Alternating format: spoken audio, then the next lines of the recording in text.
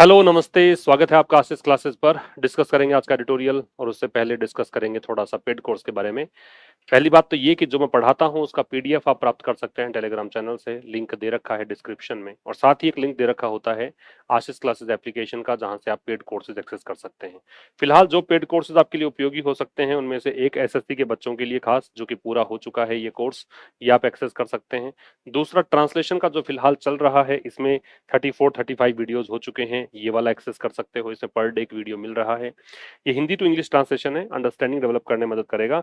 और एक आरएएस के लिए विद्यार्थियों के लिए पूरा कोर्स अवेलेबल है, जैसे ही आप बाई करेंगे पूरा कोर्स एक साथ आपको मिल जाएगा, वो कंप्लीट हो चुका है। ठीक है, तो ये कुछ कोर्सेज अवेलेबल हैं और आज की क्लास हम स्टार्ट करेंगे। उससे पहले हम देखेंगे एक क्लोज टेस्ट जो कि पिछले सालों में सीजीएल टीयर फर्स्ट में आया हुआ है 2022 में। ठीक है, देखो क्या कह रहा है। कह रहा है we believe our value is in direct proportion to, हम विश्वास करते हैं कि हमारी जो वैल्यू है, हमारा जो मूल्य है, हमारी जो इंपॉर्टेंस है, वो डायरेक्ट प्रोपोर्शन में है। मतलब एकदम सीधा सीधा इसका अनुपात है किससे? The value of our accomplishment, जितनी हमारी उपलब्धियां हैं उतनी हमारी वैल्यू है। अकम्प्लिशमेंट्स का मतलब यहाँ पे है अचीवमेंट्स, तो जितनी हमारी उपलब्धियां हैं उतनी हमारी वैल्यू है। If we can not accomplish certain results, कुछ रिजल्ट्स ऐसे होते हैं जिनको अगर मान लो हम अकम्प्लिश ना कर पाए, पूरा ना कर पाए, तो we tend to feel dash about ourselves. सोचो, जब हम कुछ पूरा नहीं कर पाते हैं, जब उद्देश्य जो लिया है, टारगेट जो लिया है जीवन में, वो पूरा नहीं कर पाते हैं, तो हमारी प्रवृत्ति कैसी बन जाती है कि हम हमारे बारे में कैसा फील करते हैं? हम फील करते हैं हमारे बारे में, देखो, हाई, गुड और बेटर, ये तो सारे पॉजिटिव वर्ड हैं। ये तो तब के हैं जब कुछ आपने प्राप्त कर लिया हो जीवन में, तो अच्छी फीलिंग आए, पॉजिटिव फीलिंग आए। लेकिन आपको फीलिंग आएगी यहाँ पे लो फील करेंगे कब? जब आपको ऐसा लगे कि साहब मैंने जीवन में कुछ नहीं किया है, कुछ एकम्प्लिश जो मैं करना चाहता था वो नहीं कर पाया हूं, तो लो फील करेंगे। ठीक है, आंसर आएगा 3 नंबर। आगे है, some of us try to hard, कुछ लोग जो हैं हम में से वो बहुत ज्यादा मेहनत करते हैं एंड बिकम वर्काहोलिक्स, और वर्काहोलिक हो जाते हैं। मतलब सारी दिन काम काम काम, काम के अलावा कुछ नहीं, उनको काम का नशा होता है। जैसे अल्कोहल का नशा है वैसे ही काम का नशा होता है। एंड ओवर अचीवर्स, और ये बहुत ज्यादा प्राप्त करने वाले लोग होते हैं। With a few genuine feelings of self worth, अब कुछ इनमें ऐसी फीलिंग्स भी होती है सेल्फ वर्थ की कि हाँ हम कुछ तो योग्य हैं।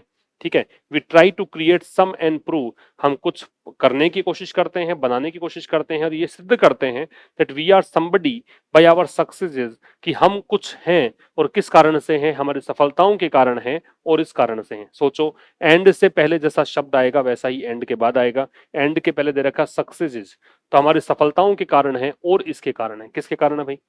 सफलताओं के कारण है। और एंजाइटी मतलब चिंता होती है, वरी को बोलते हैं। ठीक है, इसी का एक सिनोनिम होता है कॉन्स्टरनेशन। क्या होता है? कॉन्स्टरनेशन, इसका मतलब भी चिंता होता है। ऑब्स्टेकल का मतलब रुकावट या बाधा होता है, इसको आप हर्डल कह सकते हैं, इसको आप हैम्पर कह सकते हैं। ठीक है, एक्शंस का मतलब कार्य, अचीवमेंट्स आ जाएगा कि हम कुछ हैं, किस कारण से हैं? हमारी सफलताओं के कारण, हमारे उपलब्धियों के कारण। ठीक है, सेम टाइप ऑफ वर्ड, क्योंकि एंड पैरेललिज्म का कॉन्सेप्ट फॉलो करता है, दोनों साइड्स में सेम चीजें आपको लगानी पड़ेंगी। आगे कह रहा है, because our desire for perfection is so great, क्योंकि हमारी जो इच्छा है किस चीज की? परफेक्शन की, बस हमें परफेक्ट होना है, हमें बस एकदम हर चीज में पूर्णता प्राप्त करनी है, वो इतनी ज्यादा होती है कि we dash to set unrealistic goals, कि हम इस प्रकार के गोल सेट करने लग जाते हैं। हमारा ऐसा कुछ बन जाता है कि हम ऐसे गोल सेट करें, तो क्या बन जाता है? We dash to set unrealistic goals. तो we come to, we tend to, we wish to, we crave. देखो, विश और क्रेव दोनों तो सेम है, ये तो होता है इच्छा करना। इसके लिए डिजायर भी आ सकता है, इसके लिए एस्पायर भी आ सकता है, इनके लिए यर्न भी आ सकता है। तो ये सब तो होते हैं इच्छा करना, ललायित होना, लॉन्ग भी आ सकता है। तो ये दोनों तो आएंगे नहीं, कम से मतलब नहीं है। वी टेंड टू का मतलब है टेंडेंसी होना, हमारी प्रवृत्ति हो जाती है ऐसी। क्या? तो हमारी इच्छा जो है परफेक्शन को लेकर वो इतनी ज्यादा बड़ी होती है कि हमारी प्रवृत्ति बन जाती है कि हम अनरियलिस्टिक गोल्स हैं वो सेट करते हैं and place unreasonable demands on ourselves, और अपने ऊपर मतलब अनरीजनेबल, अनुचित प्रकार की डिमांड्स करने लग जाते हैं खुद से ही कि भाई तेरे को तेरे से ये चाहिए, तो बहुत ज्यादा मेहनत करनी है, बहुत ज्यादा बड़ा मुकाम हासिल करना है जीवन में, ऐसा। Failing rather than encouraging us to have realistic aspirations, realistic मतलब यथार्थवादी, जो प्रैक्टिकल है। ठीक है, एस्पिरेशंस का मतलब इच्छाएं। फेल होते हुए, असफल होते हुए, रेदर देन एनकरेजिंग अस, किसकी बजाय, हमें प्रोत्साहित करने की बजाय, हैव रियलिस्टिक एस्पिरेशंस, तो ये जो चीजें हैं उनकी एस्पिरेशंस जो हैं, इच्छाएं हैं, वो यथार्थवादी होती है, ओनली लीड्स टू, तो कह रहा है क्या कि ये केवल चीज, केवल मतलब असफलता ही मिले, एनकरेजमेंट नहीं मिले, तो इससे क्या होता है, इससे केवल और केवल punishing round of self blame and resolve to drive ourselves harder next time. मान लो असफलता हाथ लगी, तो असफलता से क्या परिणाम निकलेगा, अपने आप को पनिशमेंट आप दे रहे हो, अपने आप को दंडित आप करते हो, सेल्फ ब्लेम अपने करने लग जाते हो, खुद को आप ब्लेम करने लग जाते हो, और रिजॉल्व और दृढ़ संकल्प लेते हो, डिटर्मिनेशन दिखाते हो कि ड्राइव आवरसेल्व्स हार्डर, कि हम और ज्यादा मेहनत करेंगे नेक्स्ट टाइम, अगली बार। If we do not finally achieve our goals, यदि हम फाइनली अचीव नहीं करते हैं हमारे लक्ष्य, तो वी आर डैश, तो हम ऐसे हैं। यदि हम फाइनली अचीव नहीं करते हैं हमारे लक्ष्य, तो वी आर डैश, क्या हो जाता है, वी आर डिसअपॉइंटेड, सीधी सी बात है। जब लक्ष्य प्राप्त नहीं होगा तो क्या होंगे, डिसअपॉइंट होंगे। फ्लैटर्ड का मतलब चापलूसी करना, ग्लैड का मतलब हैप्पी, ग्ली, इसको हैप्पी कह सकते हो, इसको ग्ली कह सकते हो, इसको जोकंड कह सकते हो, चीयरफुल कह सकते हो, ठीक है, खुश हो जाते हैं। और प्रोटेक्टेड, सुरक्षित हो जाते हैं, नहीं तो क्या आ जाएगा, डिसअपॉइंटेड। और फिर कह रहा है कि डिस्पाइट एवरीथिंग, डिस्पाइट का मतलब होता है के बावजूद, इन स्पाइट ऑफ, डिस्पाइट का मतलब क्या होता है, इन स्पाइट ऑफ, ये तो हम पढ़ते ही हैं एडिटोरियल में। तो किसके बावजूद, एवरीथिंग वी हैव डन, कि हमने सब कुछ किया है, लेकिन उसके बावजूद भी we still feel dash inside, हमने सब कुछ किया हो फिर भी हमें अंदर से ऐसा फील होता है। सोच के देखो, किया सब कुछ है तो अच्छा फील होना चाहिए, लेकिन दे रखा है ना, सब कुछ करने के बावजूद भी मतलब अच्छा फील नहीं होगा, नेगेटिव वर्ड आएगा, तो नेगेटिव वर्ड आएगा तो क्या आएगा, सेटिस्फाइड नहीं लगोगे।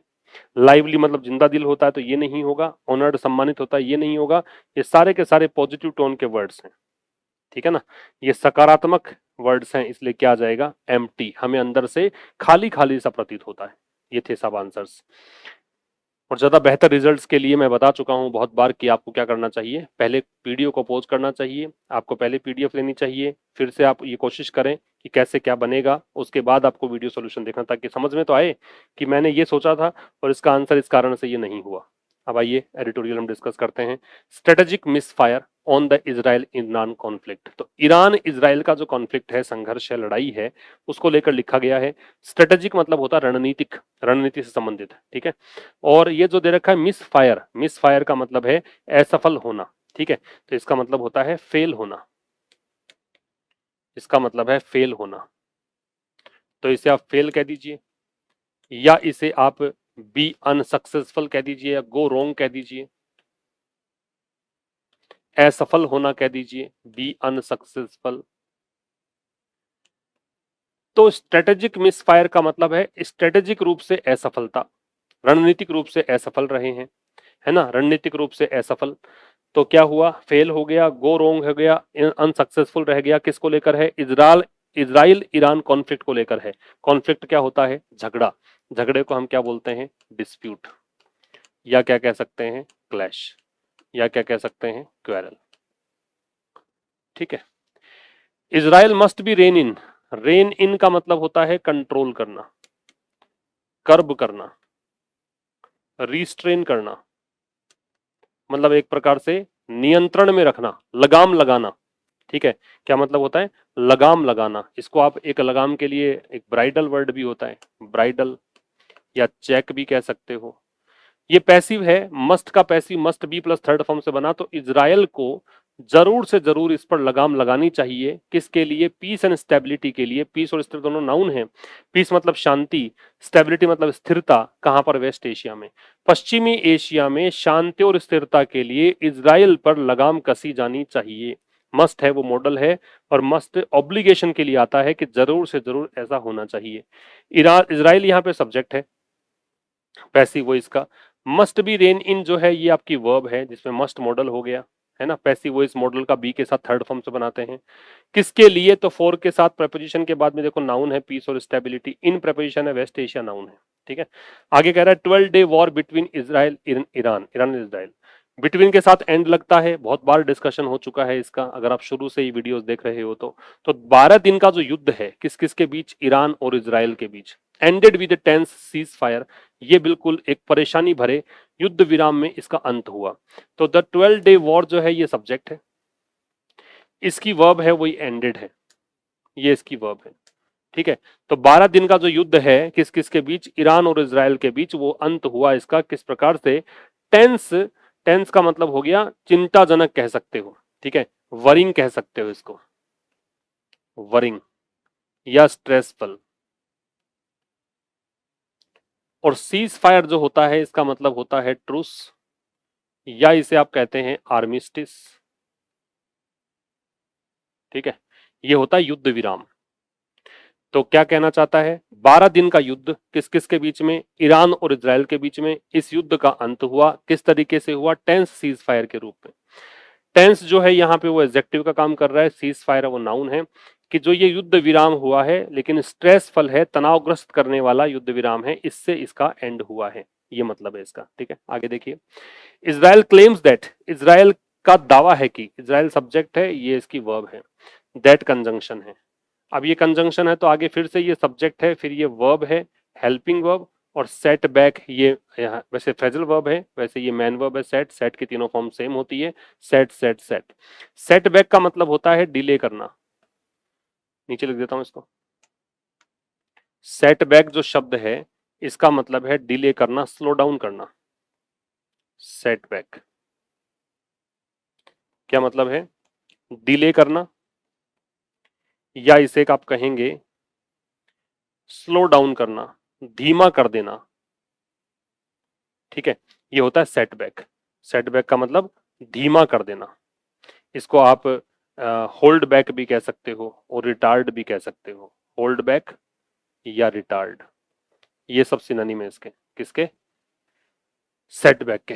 ईरान का दावा है कि ईरान ने, ये इट जो आ रहा है वो ईरान के लिए प्रोनाउन आ रहा, इजराइल के लिए आ रहा है, तो इजराइल का दावा है कि इजराइल ने ईरान का जो न्यूक्लियर प्रोग्राम है बाई ईयर्स, मतलब कई वर्षों तक के लिए धीमा कर दिया है, इन हिस्टोरिक विक्ट्री, एक ऐतिहासिक जीत के रूप में।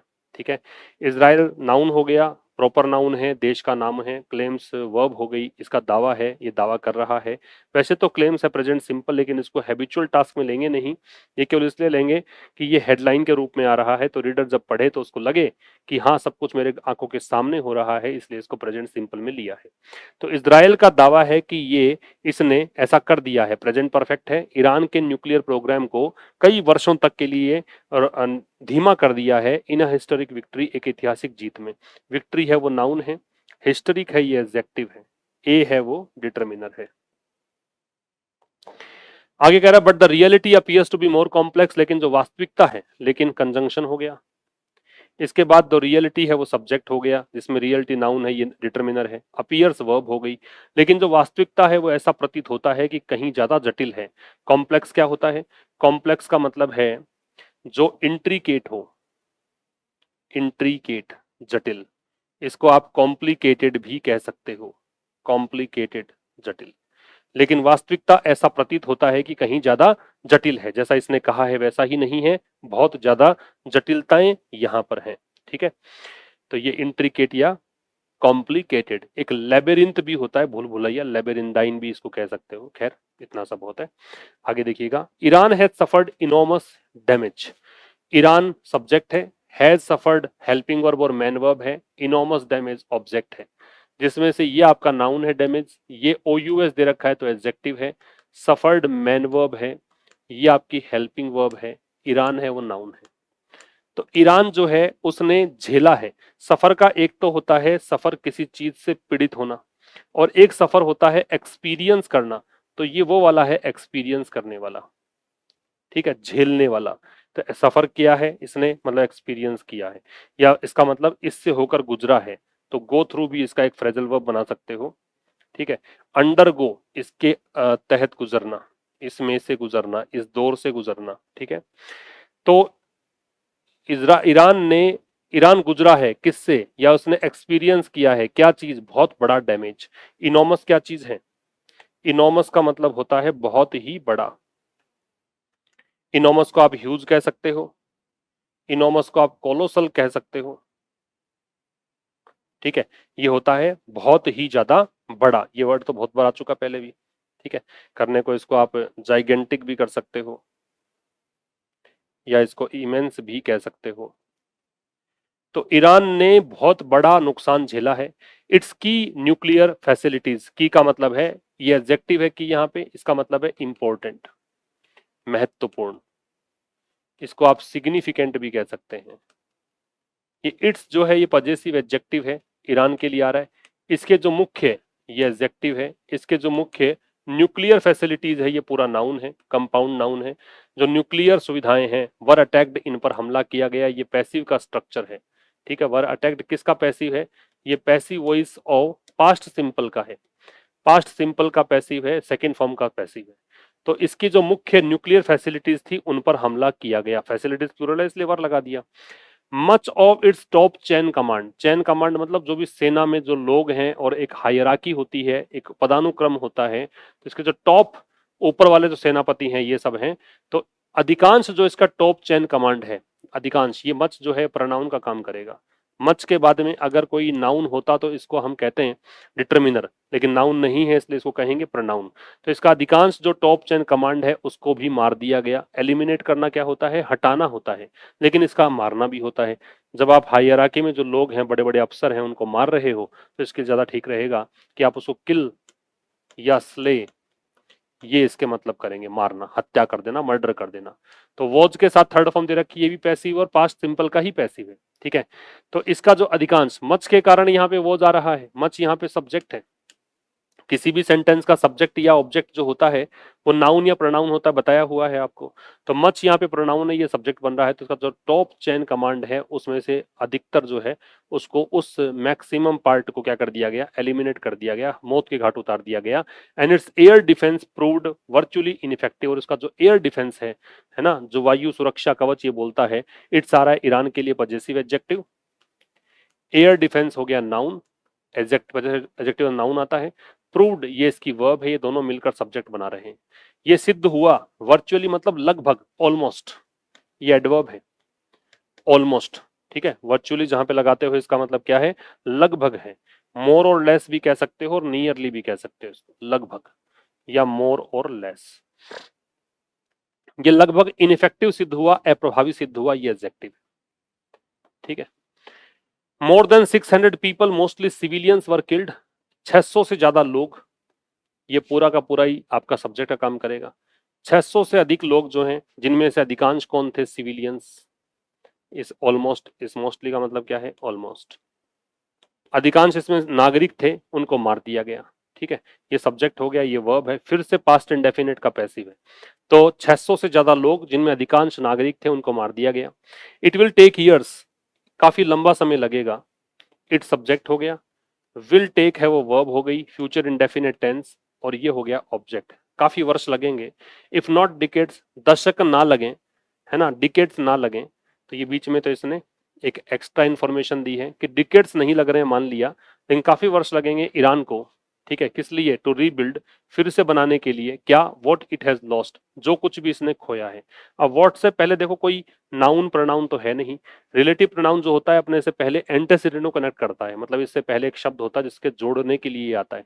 क्योंकि इससे पहले कोई शब्द ऐसा है ही नहीं, इसलिए इसने कर दिया व्हाट। जो कुछ भी इसने खोया है, व्हाट इट हैज लॉस्ट, ये पूरा ही जो है ये रीबिल्ड का ऑब्जेक्ट है। रीबिल्ड क्या करना है? ये रिबिल्ड करना है। और वैसे इसमें देखोगे तो इट है वो सब्जेक्ट बन रहा है, हैज हेल्पिंग वर्ब बन रही है, लॉस्ट मैन वर्ब है, और लॉस्ट के तीनों फॉर्म ये बनती है, लूज, लॉस्ट, लॉस्ट।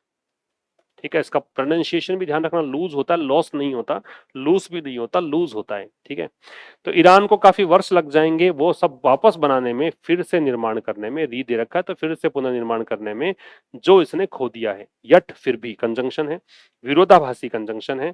फिर भी victories and defeats in wars are not measured by material losses alone. जो भी जीत होती हैं या हार होती हैं, जीत या हार इन वॉर्स, युद्ध में। अब ये वॉर्स जो है ना वो जेनेरिक रेफरेंस में है, ये कोई विशेष युद्ध की बात नहीं कर रहा, ये सारे युद्ध की बात कर रहा है। कोई भी युद्ध हो उसकी बात कर रहा है। तो जब जेनेरिक रेफरेंस में प्लूरल नाउन हो तो इससे पहले हम कोई भी आर्टिकल नहीं लगाते हैं, याद रखिएगा। जेनेरिक रेफरेंस का मतलब है जब किसी एक शब्द से आप पूरे क्लास की बात करते हो, तो यहाँ वॉर मतलब कोई भी प्रकार का वॉर, कोई स्पेसिफिक वॉर नहीं है। तो अब जब ये प्लूरल नाउन दे दिया, जेनेरिक रेफरेंस में है, तो आर्टिकल नहीं आएगा। वॉर्स आर नॉट मेजर्ड, ये पैसिव बन गया, प्रेजेंट सिंपल का पैसिव है। तो जीत और हार जो है, ये वॉर के लिए नहीं आ रहा। विक्ट्रीज एंड डिफीट्स जो हैं, ठीक है, ये इसकी वर्ब है। विक्ट्री एंड डिफीट सब्जेक्ट है। ये जीत और हार जो है किसी भी युद्ध में वो नहीं मापी जाती हैं किससे, भौतिक नुकसान से अकेले। अलोन मतलब ओनली, ठीक है, केवल आप भौतिक नुकसान से इसको नहीं माप सकते हैं, ठीक है। ये लॉस है, LOSSES है, लॉसेज है। प्रॉफिट एंड लॉस यूनिट होती है मैथमेटिक्स में, वो वाला लॉस है। आगे कह रहा है despite the losses and A clear power imbalance. Despite एक प्रेपोजिशन है। डिस्पाइट का मतलब होता है इन स्पाइट ऑफ। क्या मतलब होता है? In spite of. तो हानि के बावजूद, नुकसान के बावजूद, और क्लियर पावर इम्बैलेंस और स्पष्ट रूप से सत्ता का असंतुलन है इसके बावजूद, तेहरान जो कि ईरान की राजधानी है, सब्जेक्ट है, इसने इनकार कर दिया है टू कैपिचुलेट मतलब सरेंडर करने से। कैपिचुलेट के सिनोनिम्स हैं सरेंडर, या इसे आप कहेंगे सीड, या इसे आप कहेंगे सकम, या इसे कहेंगे यील्ड। ये होता है आत्मसमर्पण करना या घुटने टेकना। और याद रखिएगा, जब इनके बाद में अगर आपको किसी प्रेपोजिशन की आवश्यकता पड़े कि भाई कुछ तो लगाएं इसके बाद में प्रेपोजिशन, तो टू लगता है, लेकिन वहां ये दे रखा होगा कि किसके सामने आप घुटने टेके हैं। चूंकि ऐसा कुछ दे नहीं रखा, कैपिचुलेट के बाद कोई नाउन तो है नहीं कि टू लगा सकते हो। टू तभी लगाएंगे जब टू के बाद में उसका ऑब्जेक्ट भी तो होना चाहिए, ठीक है। तो कह रहा है कि इन सब के बावजूद, ये एक विरोधाभासी स्टेटमेंट है, ये पूरी एक फ्रेज है कि जो नुकसान हुआ है या स्पष्ट रूप से सत्ता का असंतुलन है, इसके बावजूद तेहरान जो है उसने इनकार कर दिया है आत्मसमर्पण करने से। It's government recovered swiftly from the initial shock of June 13। It's government Iran की सरकार, सब्जेक्ट हो गया, ये रिकवर कर गई, फिर से मतलब इसने भरपाई कर ली। स्विफ्टली मतलब तेज गति से, ये एडवर्ब है। इस स्विफ्टली का मतलब है रैपिडली, इसने बहुत तेज गति से भरपाई कर ली। फ्रॉम कहां से रिकवर किया है, रिकवर के साथ फ्रॉम लगता है, याद रखिए, ठीक है। रिकवर किया है इनिशियल शॉक से। इनिशियल का मतलब है शुरुआती, स्टार्टिंग। तो शुरुआती झटके लगे थे इसको 13 जून को। पर्टिकुलरली जब आप बात कर रहे हैं किसी डेट की और इस तारीख की बात कर रहे हैं, केवल उस दिन लगे थे ऐसा नहीं है, इस जून के झटके हैं इसलिए ऑफ लगाया, वरना ऑन लगा देते, ठीक है। इनिशियल यहाँ पे एडजेक्टिव है और शॉक है वो यहाँ पे नाउन है, ठीक है। तो इसकी जो सरकार है तेहरान की, मतलब ईरान की, ये बहुत तेज गति से रिकवर कर गई 13 जून वाले शॉक से। And it's sustained retaliatory campaign of ballistic missile. It's आ रहा है पजेसिव एडजेक्टिव ईरान के लिए। सस्टेन्ड का मतलब है कंटिन्यूअस, इसे आप कह सकते हैं नॉन अनएंडिंग, इसे आप कह सकते हैं नॉन स्टॉप, ठीक है। ये हो गया लगातार। क्या हो गया? लगातार। इसको आप परसिस्टेंट भी कह सकते हैं और एंडलेस भी कह सकते हैं। इसे आप एंडलेस भी कह सकते हैं और परसिस्टेंट भी कह सकते हैं। ये हो गया लगातार। और रिटेलिएटरी का मतलब है रिवेंजफल, प्रतिशोधात्मक। विंडिक्टिव भी कह सकते हैं, बदला लेने की भावना से ओतप्रोत। कैंपेन मतलब अभियान, इसको ड्राइव कहते हैं या मूवमेंट कहते हैं कैंपेन को। बैलिस्टिक मिसाइल्स, मिसाइल्स का प्रकार है। एंड ड्रोन अटैक्स, ड्रोन हमले। एक्सपोज्ड, इसने दिखाए, इसने एक्सपोज कर दिया क्या? वल्नरेबिलिटीज मतलब जो कमजोरियां हैं। वल्नरेबिलिटी मतलब वीकनेस, कमजोरी को बोलते हैं, ठीक है।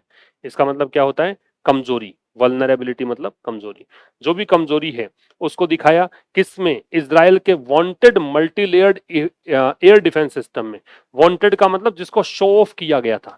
वांट का मतलब क्या होता है? जिसको शो ऑफ किया गया था, जिसके बारे में बहुत शेखी बगारी गई थी, तो इसको बोल सकते हैं बोस्टेड अबाउट, या इसको आप कह सकते हैं शोन ऑफ। तो जिसका शो ऑफ किया गया था, ठीक है। मल्टी लेयर्ड, मल्टी मतलब बहु, अनेक, लेयर्ड मतलब परत वाला air defence system. There were deaths, यहां मृत्यु हुई थी, मरे थे लोग। देयर एडवर्ब है, वर लिंकिंग वर्ब है, और इसको देख के लग रहा है डेथ्स को, ये सब्जेक्ट है इसका, ठीक है। मृत्यु हुई है लोगों की, लोग मरे। फिर समझिए, सरकार ने, इसकी सरकार ने रिकवर किया, वापस से इसने कमबैक किया बहुत तेज गति से 13 जून के शुरुआती हमलों के बाद, शॉक के बाद। इसके जो लगातार प्रतिशोधात्मक रूप से बैलिस्टिक मिसाइल्स वाले जो अभियान इसने चलाया, ड्रोन अटैक्स किए, उसने एक्सपोज कर दिया, दिखा दिया। एक्सपोज करना मतलब क्या है? डिस्प्ले करना, रिवील करना। रिवील कह सकते हो, डिस्प्ले कह सकते हो। इसने दिखा दिया, क्या दिखा दिया? वल्नरेबिलिटीज मतलब कमजोरियां हैं, पर्दाफाश कर दिया कमजोरियों का। किस में? इजराइल का जो बहुत ज्यादा शेखी बगारी हुई थी ना कि हमारे पास multi layered air defence system है, इसका इसने कमजोरियां उजागर कर दी और मतलब वहां लोग मरे थे, ये मतलब है। आगे कह रहा है कि prime minister Benjamin Netanyahu who claimed early, तो प्राइम मिनिस्टर के पहले दे नहीं है क्योंकि नाम दे रखा है, ये सब्जेक्ट हो गया। बीच में इसने एक एडिशनल रिलेटिव क्लोज दे रखा है, हु आ रहा है नेतन्याहू के लिए, इसकी वर्ब है क्लेम्ड। तो प्रधानमंत्री नेतन्याहू जो है, जिन्होंने दावा किया था अर्ली शुरुआत में, दैट कंजंक्शन है कि उनका जो अभियान है कुड लीड टू का मतलब लिख लो रिजल्ट इन, या लिख लो कोज, ठीक है, या लिख लो ब्रिंग अबाउट। लीड टू का मतलब होता है परिणित होना, कारण बनना, गिव राइज टू, कारण बनना, ठीक है। कि उन्होंने दावा किया था शुरुआत में, प्रारंभ में, कि उनका जो ये कैंपेन है, अभियान है, ये हो सकता है कि रिजीम चेंज का कारण बने। रिजीम चेंज का मतलब हो गया गवर्नमेंट चेंज, रिजीम का मतलब गवर्नमेंट या सिस्टम होता है, कि गवर्नमेंट या सिस्टम ही बदल दे ईरान में। वॉज ये इवेंचुअली फोर्स्ड, नेतन्याहू के लिए दे रखा है, ये इसकी वर्ब है, लिंकिंग वर्ब है। इवेंचुअली है वो एडवर्ब है, फोर्स्ड है वो एडजेक्टिव है। वो अंततः मजबूर हो गए, इवेंचुअली का मतलब है फाइनली, अंततः ये मजबूर हो गए टू एक्सेप्ट, स्वीकार करने के लिए, अ सीज फायर युद्ध विराम, after the US struck Iran nuclear plants, किसके बाद? यूएस ने जब प्रहार किया। स्ट्रक जो है वो स्ट्राइक की सेकेंड और थर्ड फॉर्म होती है, स्ट्राइक, स्ट्रक, स्ट्रक। जब यूएस ने प्रहार किया किस पर? ईरान के न्यूक्लियर प्लांट्स पर, उसके बाद, ठीक है। फिर समझिए, प्राइम मिनिस्टर बेंजामिन नेतन्याहू जो है, जिन्होंने दावा किया था शुरुआत में कि उनका अभियान वो परिणित हो सकता है, इसका रिजल्ट ये हो सकता है कि ईरान में सत्ता परिवर्तन हो जाए, इस व्यक्ति को अंततः मजबूर होना पड़ा। मजबूर होना पड़ा मतलब कंपेल्ड होना पड़ा, या इस आदमी को कोवर्स्ड होना पड़ा, या इसको इम्पेल्ड होना पड़ा। कंपेल, इम्पेल, कोवर्स होता है मजबूर करना। किस चीज के लिए? युद्ध विराम को स्वीकार करने के लिए। किसके बाद? जब यूएस ने, ये सब्जेक्ट है यूएस, यूएस के पहले द आता है। जिन देशों के नाम के साथ में यूनाइटेड जोड़ रखा होता है, चाहे वो यूएस हो या यूके हो या यूएई हो, वहां पे द लगेगा। जब यूएस ने हमला किया ईरान के न्यूक्लियर प्लांट्स पर, उसके बाद US president Donald Trump subject हो गया। फिर रिलेटिव क्लोज बीच में दे दिया, इस व्यक्ति ने, जिसने डिमांड किया था तेहरान की अनकंडीशनल सरेंडर, कि ये बिना शर्तों के इसका आत्मसमर्पण चाहता है ईरान का, ये किया था, ठीक है। ये बीच में इसने एडिशनल इंफॉर्मेशन दे दी। फिर वापस आ जाइए कि इस आदमी ने अनाउंस किया डी एस्केलेशन। एस्केलेशन होता है जो टेंशन थी वो बढ़ रही थी, डी एस्केलेशन का मतलब है वो टेंशन को कम किया जाए, है ना। After Iran carried out, carry out का मतलब होता है एग्जीक्यूट करना या परफॉर्म करना, ठीक है। किसके बाद?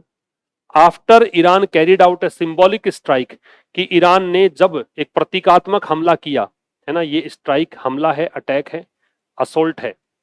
जब इसने एक प्रतीकात्मक हमला किया किस पर? अमेरिकन बेसिस पर, अमेरिका के जो बेस बने हुए हैं कतर में, दोहा में, एंड इराक ऑन, और इराक में मंडे नाइट की बात है, ठीक है। तो कह रहा है कि यूएस प्रेसिडेंट डोनाल्ड ट्रंप, बीच में थोड़ी जानकारी है, जिन्होंने मांग की थी, डिमांड जो है वो ट्रांजिटिव वर्ब है, सीधा ऑब्जेक्ट लेती है अपने बाद में, तो ये इसका ऑब्जेक्ट है। तो इस व्यक्ति ने डिमांड करी थी कि हमें बिना शर्तों के इस आदमी का सरेंडर चाहिए, इसने अनाउंस किया, फिर इसकी वर्ब आ गई अनाउंस्ड, डी एस्केलेशन का, कि भाई हमें इस तनाव को कम करना है। किसके बाद? जब ईरान ने एग्जीक्यूट की, कुछ प्रतीकात्मक हमला किया अमेरिका के बेसिस पर। बेसिस जो है वो बेस का प्लूरल बना रखा है, ठीक है, कतर में और इराक में। कब? मंडे नाइट की बात है, ठीक है साहब। तो ये था आज के इस सेशन में। मुलाकात होगी अब कल ठीक शाम 5 बजे एक नए सेशन के साथ। तब तक के लिए नमस्कार, थैंक यू वेरी मच।